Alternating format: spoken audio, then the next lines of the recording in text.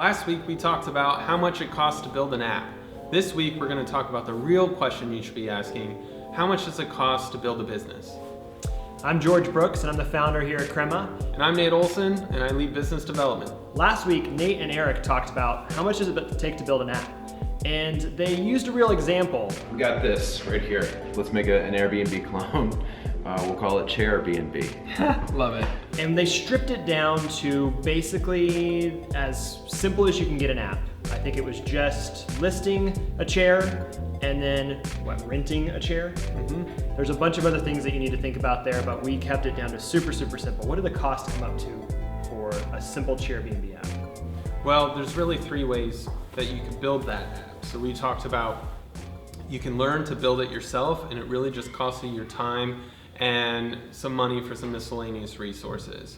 We also talked you could use freelancers, which has its pros and cons. It's slightly more expensive. We talked about $20,000 to $40,000 to get that done overseas and using your own time. Then we talked about working with an agency, where it would probably be in that $60,000 to $80,000 range just to build that basic app.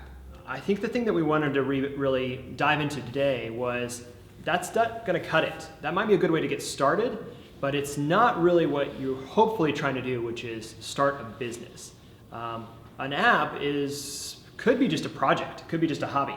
If you're trying to start an app because it's a hobby or just something you want to build for yourself, then you really should teach yourself to code. But if you actually want to build your app like you're launching a new business, you really need to be thinking about a lot of other factors and aspects to that. So think about sales and marketing costs, think about customer experience and customer service representatives, thinking about ongoing maintenance for the product, and it can keep going. We really believe that marketing and sales should start at the exact same time that you start thinking about your product. It's about finding product market fit, because you want people to pay for your product, and you obviously have to have a product to sell to them. And sales is the lifeblood of any company. And so as you continue to launch your products and listen to your customers, they're going to demand things from you, and you're going to want to continue to deliver more value to them over time. So we need to start thinking about our products as sort of having a runway and a product roadmap. Yeah, so runway can be any length of time, and the reality is how much money do you have to survive? Okay, so you might have gotten started with maybe either taking a friends and family investment, or maybe you've been saving up to start your business and you had enough money, you had tens of thousands of dollars or maybe up to $100,000 to be able to get something going. What we see as kind of an average here at Crema is that usually it looks like somewhere between a 3 to 6 month period to kind of get that first product out the door, which usually runs into that several $100,000 range. So you're talking about between $100,000 to $250,000 to get through those first 3 to 6 months. 6 months to a year, you're probably looking around $500,000 to maybe $800,000, maybe even up to $1 million. And then at that 18-month mark, you might even be at $1 million to $1.5 million. So that's a lot of money. And what we really want to frame up is don't be afraid of the investment that it takes to start a business. You can still start small. You can still start with those early prototypes or that small feature set. And what we really encourage all of our clients to do is to think lean, to think about reducing waste, to figure out ways that you can do it for less money while you're getting started, so that you're really positioning and finding early customers that are passionate about your product and they're going to be ambassadors for you, and that you can start to get a market that's demanding the thing that you're putting out. To wrap up, first off, what does it cost to build a product?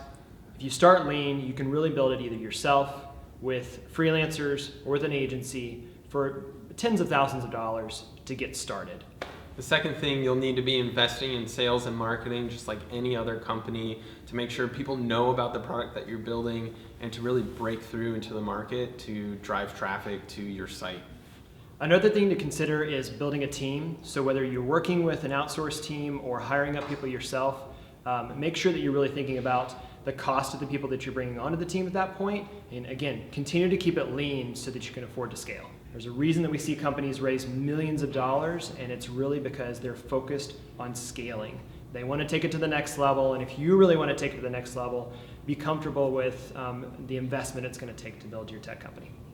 Hey, it's 4 o'clock on a Friday, which means we need to get the heck out of here. Thanks so much for watching. We hope you learned something this week, and we'll be back next week with something entirely different.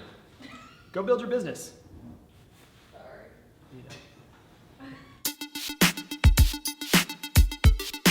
We'll get back to you when Airbnb is ready, and we've spent a few $100,000 renting chairs to people. In chair experiences. In chair experience, yeah, we'll definitely expand into experiences, high chairs, which makes Low chairs, low riders. Couches might get thrown in there, which is more Cars. like bean bags. Oh Bean yeah, bags. it's the chairing economy.